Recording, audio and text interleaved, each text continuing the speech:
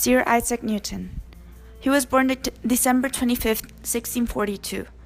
He was an English mathematician, astronomer, physicist, and, as today, natural philosopher. He studied at Cambridge Trinity College. He developed endless theories. He developed mostly of calculus, and most of his work is still used today.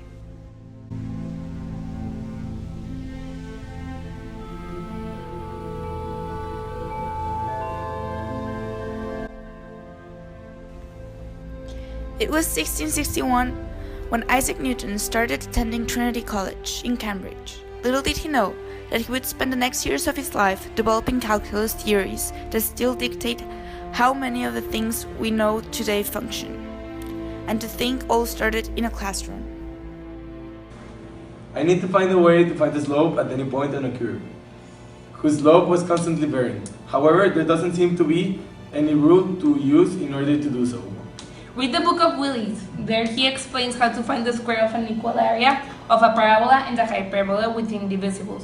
Can you give us your idea to find the slope? Yes, I will calculate that derivative in order to find the slope. What will you name this method? This, I will name it the method of fluxions, rather than differentiation. This is because I name fluxion as the instantaneous rate of change at a point on a curve, and fluence as the change in values of x and y. What would be the opposite of differentiation? Integration will be the opposite of what differentiation is, which I call the method of fluence. So Newton, can you give me a simpler explanation about how you will solve the differentiation and integrations calculus problems? Without going into too much complicated detail, we will calculate a derivative function which gives a slope at any point of the function. This process is called differentiation, which I call it the method of fluxions. What does the fluxion stand for? Fluxion means the instantaneous rate of change of a particular point on a curve. We must always remember differentiation and integration as inverse operations. Newton, this will be your first calculus theory, stating that if the function is integrated and then differentiated, the original function can be obtained because the differentiation and integration are inverse functions. Alright. Yay! As any other mathematician, no solution could have been found without an experience that demanded a solution to have been found. Okay, so what should we do? Mom said we're leaving town tomorrow, but she doesn't know how much time we will take to get there.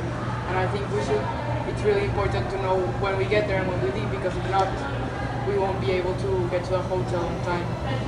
Yes, but we also need to know the velocity that we will need to get to the city on time. But I think that is pretty hard. I think we should just trust our guts. I don't know.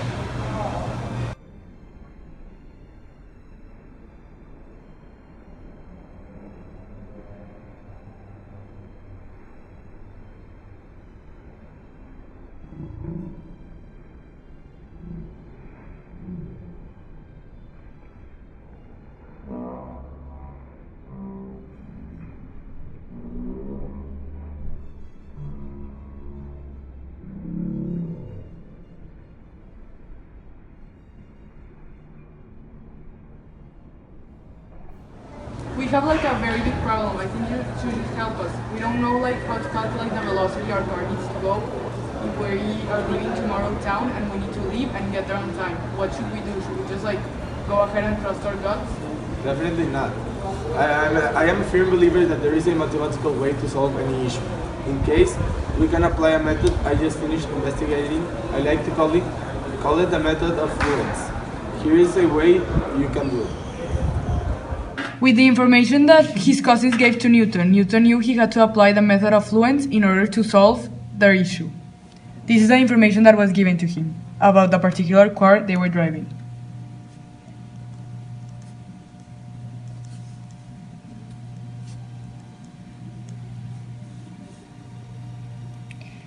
He knew that they had to get there in 2 hours, so he decided to apply his method with this information.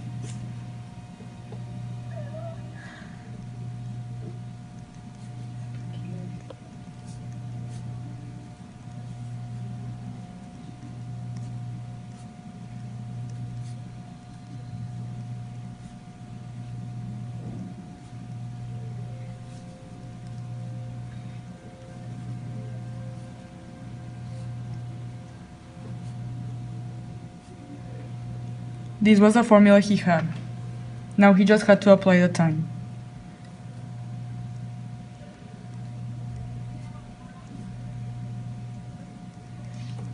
The rule says he must always apply the bigger number first and then subtract the other one.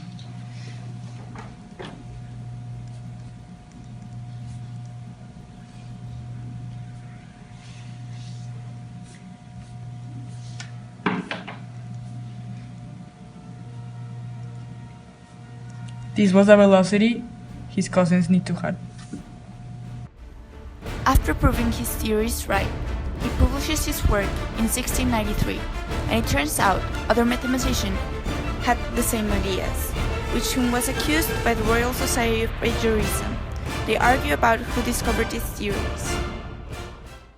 I'm not going to publish my discoveries until later because maybe the people think that my ideas are unconventional. Years later, the scandal got worse, and the Royal Society found out that the plagiarism of Leibniz was authored by Isaac Newton.